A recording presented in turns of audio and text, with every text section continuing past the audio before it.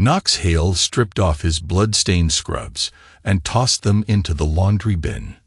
24 hours, that's how long he'd been on his feet, stitching wounds, stopping bleeding, watching people cling to life by threads thinner than the sutures he used to hold them together. Hell of a shift, Dr. Rios said, walking past the break room. That highway pileup was brutal. Knox nodded, exhaustion weighing on his shoulders like a lid blanket.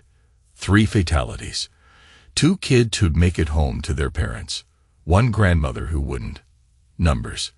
That's all they were now, after 15 years in emergency medicine. He pulled his phone from his locker. The screen showed 6:47 p.m. Lena had texted him that morning about dinner plans, something about her parents and their anniversary. Knox's fingers moved across the screen. On my way home. He waited. Usually, Lena responded within minutes. The 3 dots that showed she was typing never appeared. Knox pocketed the phone and grabbed his jacket. Maybe she was cooking. Maybe she was busy with her mother's latest drama. The parking garage smelled like exhaust and rain. Knox's truck sat where he'd left it yesterday morning, covered in a thin layer of Colorado dust. He climbed in, started the engine, and pulled out onto the wet streets of Colorado Springs. Home was 20 minutes away in good traffic. Knox had bought the place 3 years ago, a small house in a decent neighborhood with a view of the mountains. Lena had wanted something bigger, something in the area where her parents lived, but Knox's salary had limits. Even with overtime, emergency nursing didn't make anyone rich. The radio droned about traffic and weather. Knox turned it off. The silence felt better. He thought about the grandmother from earlier, how her family had gathered around her bed, holding her hand as she slipped away, peaceful, surrounded by people who loved her. When had he last held Lena's hand? Knox pulled into his driveway and sat for a moment, staring at the house. Lights were on in the living room. Lena's car was there, parked in her usual spot. Everything looked normal as he walked to the front door, keys in hand. The brass keys slid into the lock and turned. Nothing. Knox frowned, tried again. The key went in but wouldn't turn. He examined it in the porch light. Same key he'd used for 3 years. Same lock he'd installed himself. What in the world? Knox tried the deadbolt key. Same result. He knocked on the door, first gently, then harder. Lena. Lena, my key's not working. Silence. Knox walked around to the back door. Locked. The windows were closed, curtains drawn. He could see the blue glow of the television through the living room curtains. His phone buzzed. A text message, but not from Lena. From Cynthia Graham. We need $20,000 for our anniversary trip. Lena said you'd handle it. Hope this isn't a problem. Knox stared at the message. $20,000. For a trip.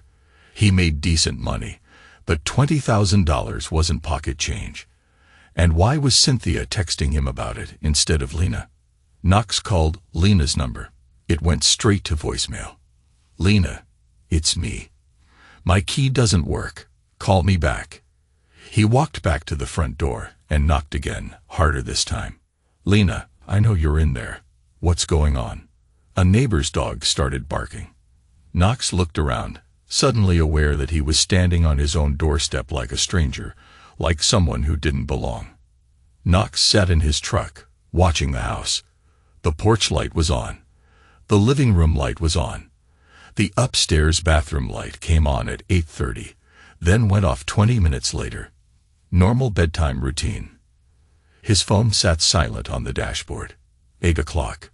10 p.m. Knox tried calling again. Voicemail. At midnight, he texted, "We need to talk." No response. The temperature dropped. Knox ran the truck's heater when he got too cold, but he didn't want to waste gas. He had to work tomorrow. Another double shift, probably. The ER was always short-staffed. Knox dozed sometime after 1 a.m., his head against the cold window. The sound of the front door opening woke him. He checked his phone. 2:17 a.m., Lena stood in the doorway, wearing her pink pajamas and robe. She held a plastic container in one hand.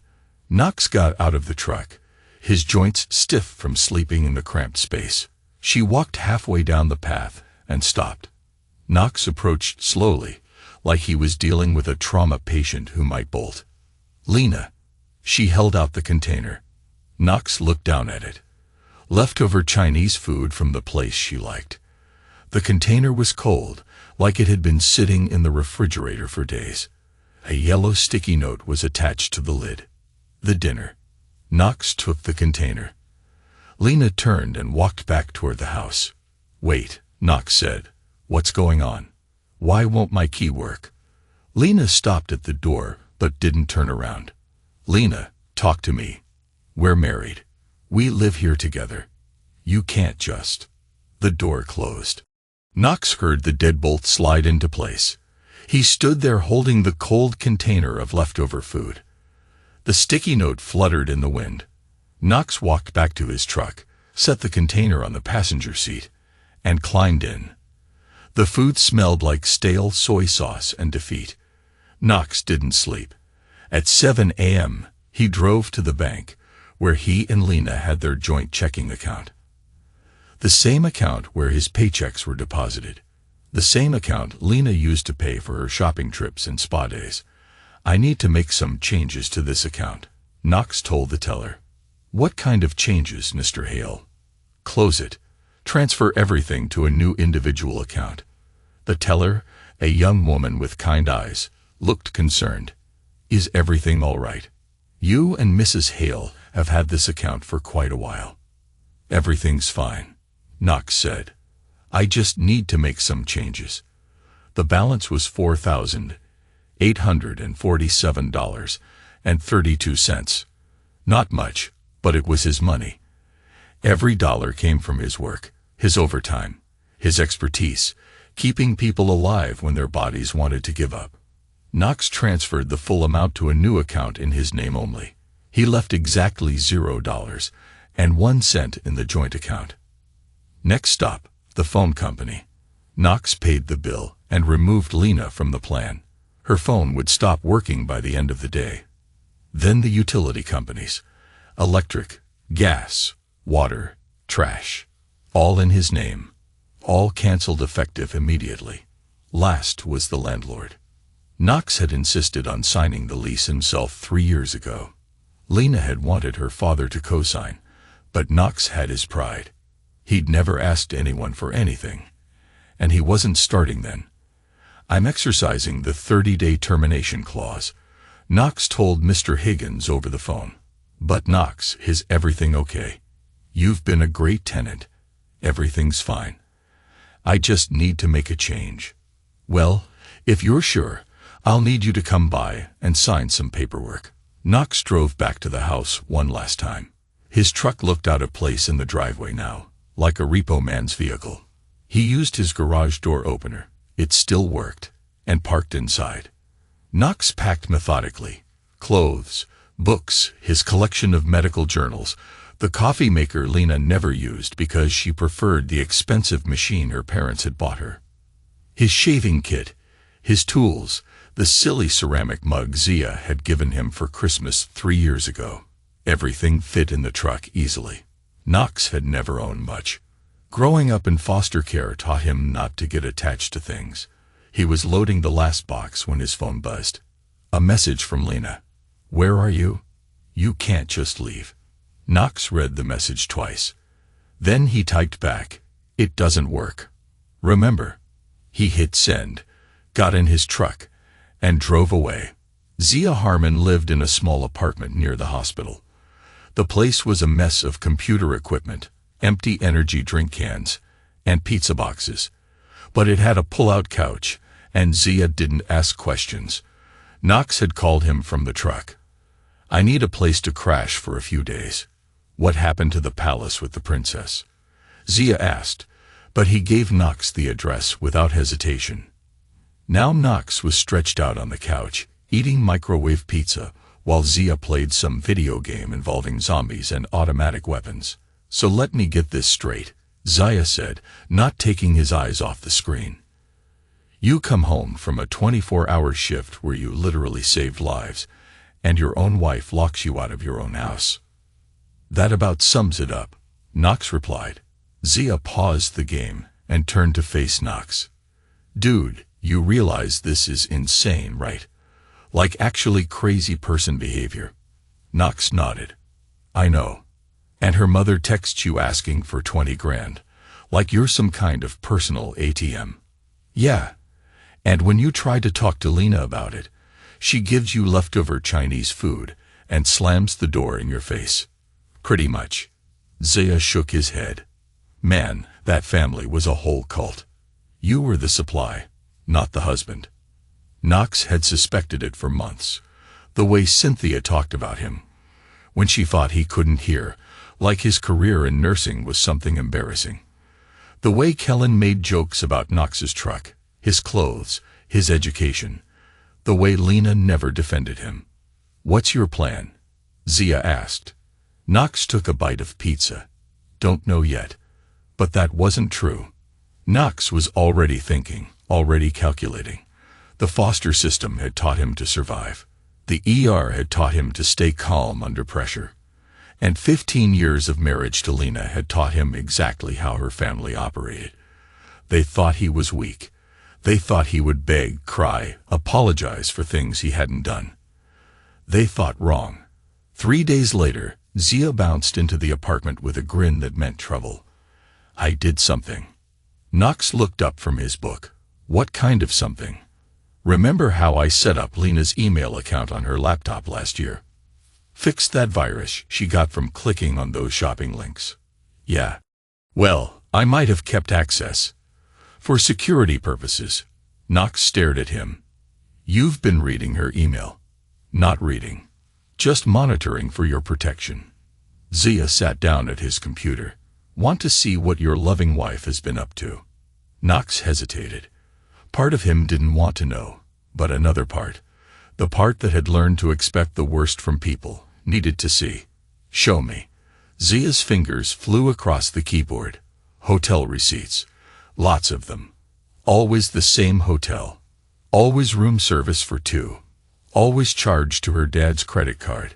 The screen filled with email confirmations. The Grand Vista Hotel. Room 412. Every Tuesday and Thursday for the past 3 months. There's more, Zia said. Credit card statements for a gym membership she doesn't use. Spa appointment she canceled. And then there's this guy. A new email thread appeared. The sender was listed as W. Temple. Can't wait to see you Thursday. Rooms booked with a little red. Knox's jaw tightened.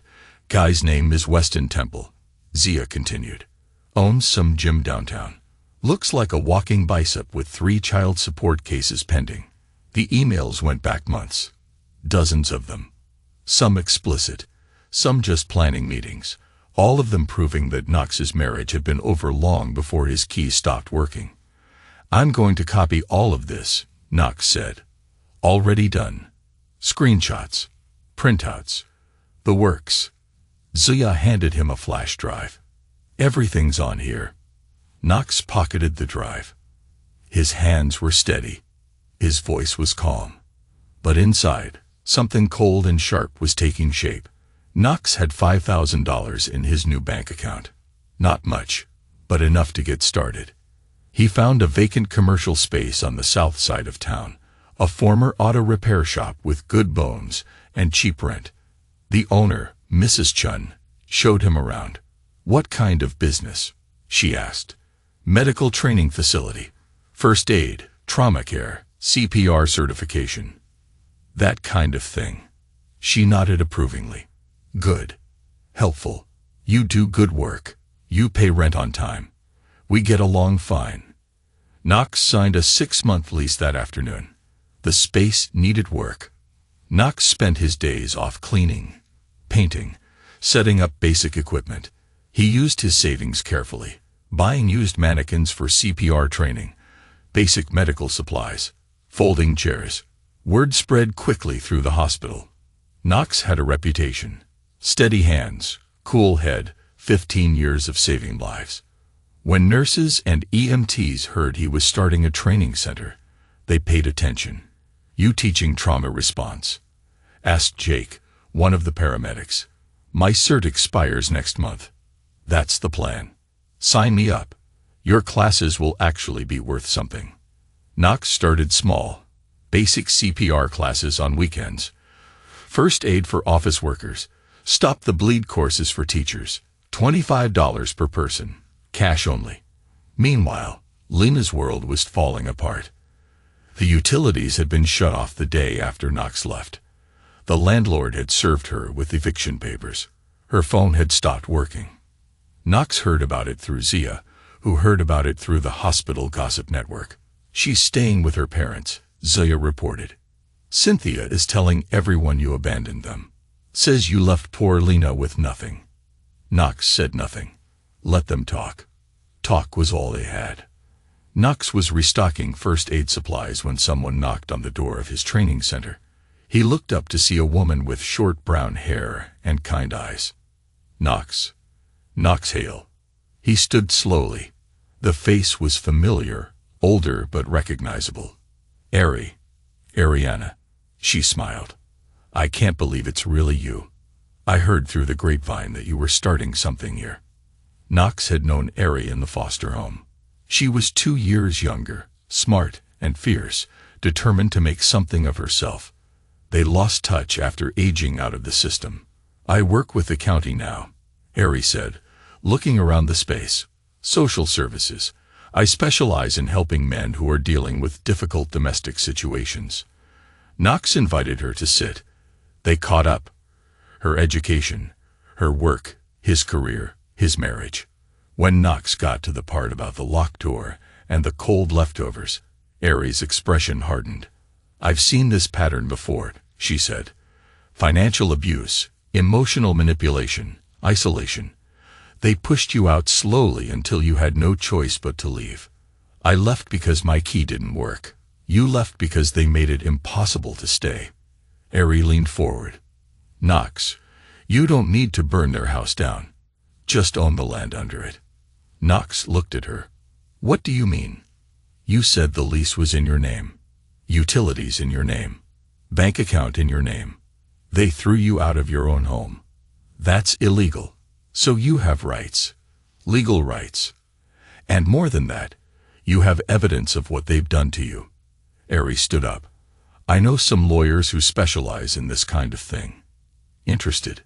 Knox thought about Lena's emails to Weston Temple, about Cynthia's demand for $20,000, about Kellen's smug face the last time he called Knox the help. "Yeah," Knox said. "I'm interested." Attorney Rebecca Kane had an office downtown in an old brick building. She was in her 50s, gray-haired, with the kind of steady confidence that came from winning cases. Knox sat across from her desk while she reviewed the documents he'd brought. The lease agreement, the bank statements, the email printouts, photos of the changed locks. "This is straightforward. Wrongful eviction," she said. "Your name is on the lease, but they changed the locks without notice and denied you access. That's illegal, regardless of your marital status. What can we do about it?" Kane smiled. "Quite a lot. We can sue for wrongful eviction, emotional distress, loss of personal property, and given the evidence of infidelity." She tapped the emails. "We might have grounds for alienation of affection." Knox didn't know what that meant, but it sounded expensive for Lena's family. "I want to send them a letter first," Kane continued. "Give them a chance to make this right before we file suit. Sometimes the threat of legal action is enough." "What kind of letter?" Knox asked. Kane turned to her computer and started typing. When she finished, she handed Knox a printout. "To the Graham family. This office represents Knox Hale in regards to his wrongful eviction from the property at 1247 Pine Street, Colorado Springs, CO 80907. On March 15th, Mr. Hale returned from work to find the locks changed and access denied to his legal residence. This action constitutes wrongful eviction under Colorado law. As the sole leaseholder and financially responsible party for said property, Mr. Hale has the right to immediate access and occupancy. Failure to restore his access within seven days of receipt of this letter will result in formal litigation. Damages being sought include, but are not limited to, wrongful eviction penalties, emotional distress, loss of personal property, legal fees, and punitive damages. Additionally, evidence has come to light regarding potential fraud and financial manipulation.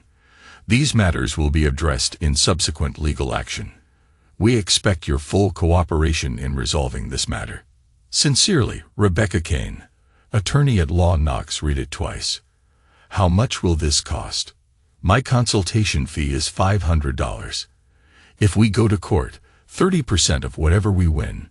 If we don't win, you owe me nothing more. Knox wrote the check.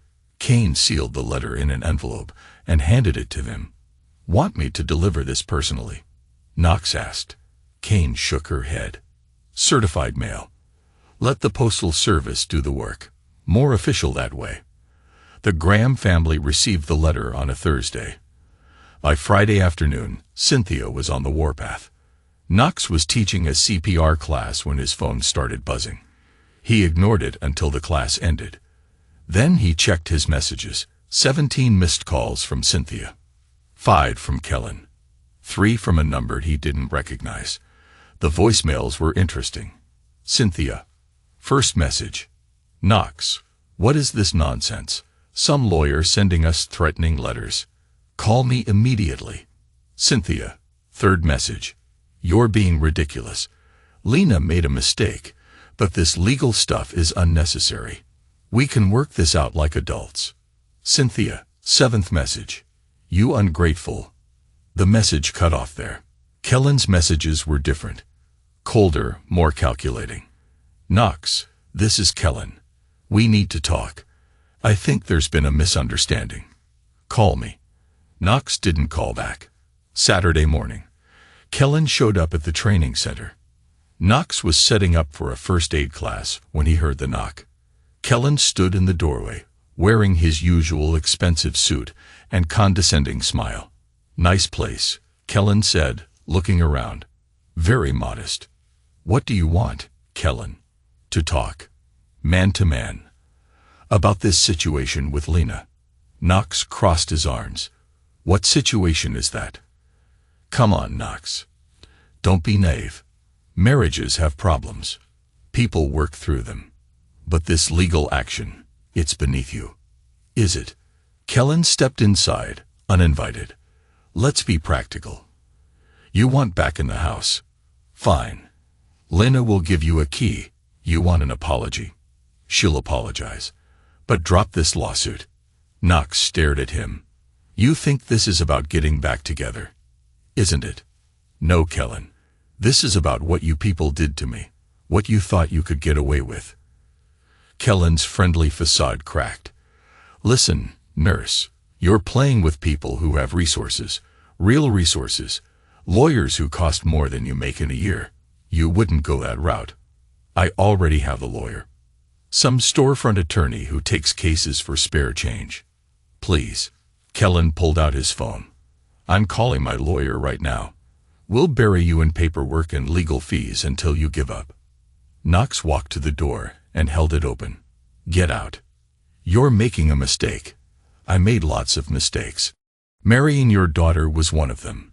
Believing your family's lies was another. But this isn't a mistake. Kellen left, but not before stopping at the threshold. This isn't over. Knox closed the door behind him and turned the lock. Through the window, he watched Kellen get into his Mercedes and drive away. An hour later, Weston Temple showed up. Knox recognized him from the photos Zia had found online. 6'2", heavily muscled, the kind of guy who wore tank tops just to show off his arms. He walked into the training center like he owned it. You Knox? Yeah. We need to talk. About what? West flexed his shoulders, trying to look intimidating. About you backing off. Lena is going through a tough time. She doesn't need you making things worse. Knox almost laughed. And you're here to protect her. I'm here to tell you to drop this legal business. Move on. Find someone else. Interesting. You're telling me to find someone else. But you're sleeping with my wife. West's face darkened. Careful, man. You don't know who you're messing with. Knox stepped closer. West had muscle, but Knox had 15 years of dealing with violent, intoxicated people in the ER. He knew how to handle himself. Actually, I know exactly who you are. Weston Temple, owner of Temple Fitness. 3 child support cases pending. 2 restraining orders from ex-wives. You live off wealthy women because you can't make it on your own. West blinked, surprised that Knox knew so much. Now, Knox continued, you're going to leave my business. If you come back, I'll call the police, and all those emails you sent to my wife. My lawyer has copies. Think about that. West started to say something, then thought better of it. He backed toward the door. This isn't over, he said. Yeah, your buddy Kellen said the same thing. Original bunch, aren't you? West left. Knox waited 10 minutes, then called Kane's office. They're rattled, he told her. Sending people to intimidate me. Good, Kane said. Desperate people make mistakes. Keep documenting everything. If they contact you again, record it if you can. Knox hung up and went back to preparing for his class. His hands were steady. His mind was clear. Let them come. He was ready. The courtroom in downtown Colorado Springs was smaller than Knox had expected. Wood paneling, fluorescent lights, American flags flanking the judge's bench. Knox arrived 30 minutes early, wearing the one suit he owned. A navy blue off-the-rack special he bought for his wedding. Rebecca Kane was already there, organizing files at the plaintiff's table. How do you feel? She asked. Ready. Good. Remember, stay calm. Let me do the talking unless I ask you a direct question. Don't react to anything they say. Knox nodded. He'd been preparing for this moment for 6 weeks. Every sleepless night, every humiliation, every unanswered text had led to this room. 8:45 a.m., the Graham family arrived. Lena came first, wearing a black dress that made her look like she was attending a funeral. Her eyes were red, her makeup slight and careful, the look of a victim. Cynthia followed, overdressed as usual in an expensive suit and too much jewelry, clutching an oversized handbag, as if it contained ammunition. Kellen came last, his attorney beside him. The lawyer was everything Knox expected. Silver hair, $1,000 suit, briefcase worth more than Knox's truck. Lena glanced at Knox as she sat down. For a moment, their eyes met. Knox saw something, regret, maybe, or fear. Then she looked away. All rise. The Honorable Judge Patricia Hendricks presiding. Judge Hendricks was a thin woman in her 60s with gray hair and sharp eyes. She settled behind the bench and opened the case file. This is Knox Hale versus Lena Graham and family. Case number CV 2025-1847. Wrongful eviction and damages. She looked up. Ms. Kane, you may proceed. Kane stood up. Thank you, Your Honor. This case is about a simple but serious violation of tenant rights. Mr. Hale, who was the sole leaseholder of the property in question, was illegally evicted by the defendants without notice or legal procedure. She moved to the evidence table. On March 15, 2025, Mr. Hale returned home from a 24-hour shift at St. Louis Hospital, where he works as a trauma nurse. He found the locks changed and was denied access to his home. Kane displayed photographs of the changed locks, the lease agreement with Knox's signature, utility bills in his name. Mr. Hale was not behind on rent. He had not violated any terms of his lease. The defendants changed the locks purely to deny him access to his legal residence. Kellen's attorney, David Sterling, objected. Your Honor, this was a domestic dispute between husband and wife. Property rights in marriage. Mr. Sterling, Judge Hendricks interrupted. The lease is in Mr. Hale's name alone. Marital status doesn't negate tenant rights. Objection overruled. Continue, Ms. Kane. Kane smiled. Furthermore, Your Honor, The defendants compounded this wrongful eviction with a pattern of financial manipulation and emotional abuse. She handed the judge a stack of documents. Bank records showing Mrs. Graham's mother demanding $20,000 from Mr. Hale. Cell phone records showing his attempts to contact his wife were ignored. Email evidence showing Mrs. Graham was engaged in an extramarital relationship while denying her husband access to his home. Sterling stood up. Objection. The affair allegations are irrelevant to the eviction claim. Your Honor, Kane responded, the affair is relevant because it shows motive. Mrs. Graham wanted her husband out of the house to continue her relationship with Mr. Weston Temple. Allow it. Mr. Temple has been subpoenaed as a witness, I believe. Yes, Your Honor. Judge Hendricks nodded. Call your first witness, Ms. Kane. I call Knox Hale to the stand. Knox stood and walked to the witness stand. The bailiff swore him in. Kane approached with her legal pad. Mr. Hale, please tell the court about the evening of March 15th. Knox spoke clearly, without emotion. He described the 24-hour shift, coming home exhausted, finding his key didn't work. He talked about waiting in the cold, receiving the text from Cynthia about the $20,000, getting leftover food at 2 a.m. How did you feel when your wife handed you that container? Kane asked. Like a stranger, like someone who didn't belong there. What did you do next? I closed our bank accounts, canceled the utilities, and terminated the lease. Everything was in my name. If they didn't want me there, I wasn't going to pay for them to live there. Sterling cross-examined Knox for 20 minutes, trying to paint him as vindictive and controlling. Knox answered every question calmly, sticking to facts. Isn't it true, Mr. Hale, that you were unhappy in your marriage? I was unhappy with being locked out of my own home. You took all the money from your joint account. I took the money I earned from my job. You left your wife with nothing. I left my wife the same way she left me, locked out. Next, Kane called Wes Temple to the stand. Wes looked uncomfortable in his cheap suit. He had tried to avoid the subpoena, but Kane's process server had found him at his gym. Mr. Temple, what is your relationship with Mrs. Graham? Wes glanced at Sterling, who nodded slightly. We're friends. Kane displayed printouts of the hotel emails. Are these your emails to Mrs. Graham? Wes squirmed. I might have sent some messages. Mr. Temple, you're under oath. Are these your emails, or not? Yeah. Okay, those are mine. And when you wrote, can't wait to see you Thursday, rooms booked with a red thing, what were you referring to? Sterling objected, but Judge Hendricks overruled him.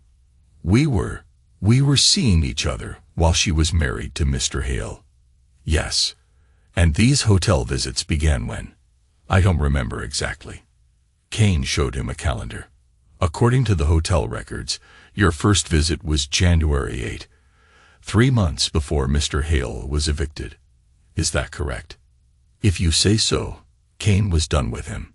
Sterling tried to recover with Wes on cross-examination, but the damage was done. Lena took the stand next. She'd been crying real tears, Knox noticed, not the fake ones she used when she wanted something. Mrs. Graham, Sterling began gently, please tell the court about your marriage to Mr. Hale. Knox is a good man, but we grew apart. We stopped talking.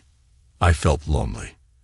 And did that loneliness lead you to seek companionship elsewhere? Yes. I'm not proud of it, but yes. And the decision to change the locks, was that your idea? Lena glanced at her parents. My mother thought it would be best. She said Knox needed time to think about what he really wanted. Kane's cross-examination was surgical.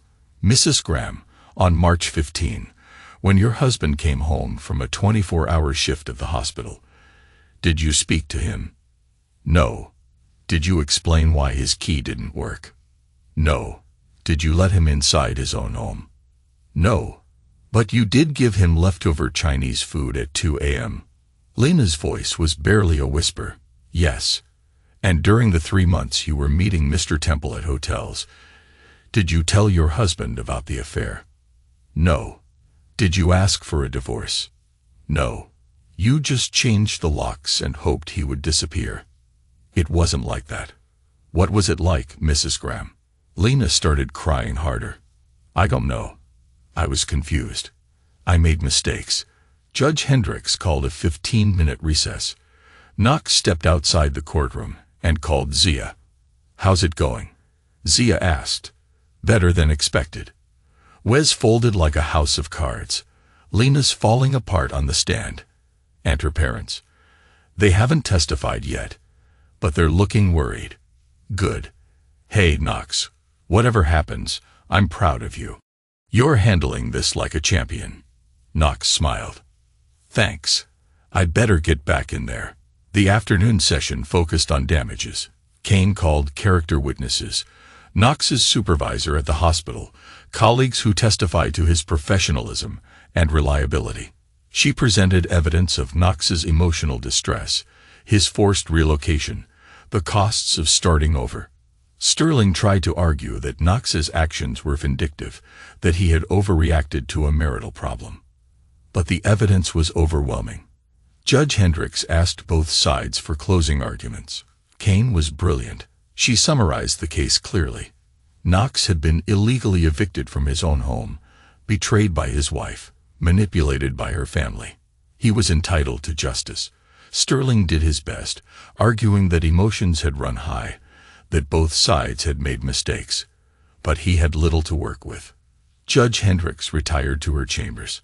Knox and Kane waited in the hallway. How long? Knox asked. Could be 20 minutes, could be 2 hours. Depends on how complicated she thinks the damages are. It was 47 minutes. The bailiff called everyone back into the courtroom. In the matter of Hale versus Graham, Judge Hendricks began, I find in favor of the plaintiff on all counts. Knox felt something loosen in his chest. The defendants wrongfully evicted Mr. Hale from his legal residence. This court awards him $15,000 in damages, plus legal fees, plus punitive damages of $5,000 for the emotional distress caused by the defendant's actions. She looked directly at Lena. Mrs. Graham, you have 48 hours to vacate the property and return possession to Mr. Hale. Failure to comply will result in additional penalties. The gavel came down. Knox had won. Knox drove to the house alone. Kane had offered to come with him, but he wanted to do this himself. Lena's car was in the driveway. The utilities were back on. She must have paid to have them reconnected. Knox parked and walked to the front door. This time, his key worked. The house looked the same but felt different. Smaller somehow. Knox walked through the rooms, remembering. The kitchen where they'd eaten breakfast in silence, the living room where she'd watch television while he worked double shifts, the bedroom where they'd slept like strangers. Knox. He turned. Lena stood in the doorway, wearing jeans and an old sweater. She looked young and lost. I didn't think you'd come today. Judge gave you 48 hours. I'm here to make sure you understand that. Lena nodded. I'm packing. I'll be gone by tomorrow. Good. She walked into the living room and sat on the couch. Knox remained standing. Knox, I want to explain. No. Please, let me say this. We were going through a phase. I was confused. You didn't talk to me anymore. We barely saw each other. I felt invisible. Knox looked at her. I talked. You answered with locks. It wasn't supposed to happen like this. The affair, the eviction. My mother said, her voice caught. She said you needed to realize what you could lose. Your mother was wrong. Lena started crying again. Can you forgive me? Can we try again? I'll go to counseling. I'll do whatever you want. Knox felt nothing. No anger. No sadness. No pity. Just emptiness where his marriage used to be. 48 hours, Lena. He walked to the door. Knox, wait.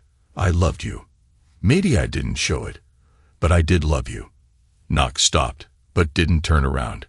Love doesn't change locks. He left her sitting on the couch, crying into her hands. 6 months later, Knox stood in his expanded training center. The court settlement had given him the capital to lease the space next door, buy proper equipment, hire 2 instructors. The center offered CPR certification, first aid training, trauma response courses, and a new program Knox was particularly proud of, a support group for men dealing with emotional abuse and manipulation. Ari had helped him design the program. A lot of men don't recognize what's happening to them, she'd explained. They think abuse is only physical. They don't understand that being manipulated, controlled, isolated, that's abuse too. Knox's first speaking engagement was at a conference in Denver. Standing at the podium, looking out at an audience of medical professionals, social workers, and counselors, he told his story. Emotional abuse doesn't leave bruises, he said. It doesn't send you to the emergency room, but it can destroy you just as completely as any physical violence. He talked about the patterns: isolation, financial control, manipulation, blame shifting. He talked about the importance of documentation, of having support systems, of recognizing that healing takes time. After his presentation, people approached him. A nurse whose wife had drained their savings account, a teacher whose husband had turned their children against him, a paramedic whose wife had convinced him he was worthless. Knox listened to their stories. He gave them Ari's contact information, invited them to the support group, reminded them that they weren't alone. The training center became known throughout Colorado Springs. Knox was invited to speak at more conferences, to consult on domestic abuse cases, to train other professionals. He bought a small house near the mountains, nothing fancy, but it was his. He landscaped the yard himself, planted a garden, adopted a dog from a shelter, a German Shepherd mix named Scout. Knox still worked at the hospital, but only 3 days a week now. The training center provided enough income for him to be selective about his shifts. He dated occasionally, but nothing serious. He'd learned to enjoy solitude, to find peace in his own company. The Graham family's reputation in Colorado Springs never recovered. News of the court case had spread through their social circle like wildfire. Cynthia found herself removed from the boards of 2 charities. Invitations to social events dried up. The story became gossip fodder. How the wealthy family had tried to manipulate and discard their daughter's husband. Kellen's business suffered too. Several clients canceled contracts, citing concerns about character and judgment. His golf buddies avoided him. The country club felt less welcoming. Lena tried to start a lifestyle blog called Finding Myself After Mistakes. She posted about healing, growth, and second chances. The blog got 17 followers and folded after 2 months. Weston Temple moved on quickly. Knox heard through the hospital grapevine that he was dating a wealthy widow from Denver. One day, almost a year after the court case, Knox received a text from Lena. "I miss what we had. I was lost. I understand now what I did wrong. Can we talk?"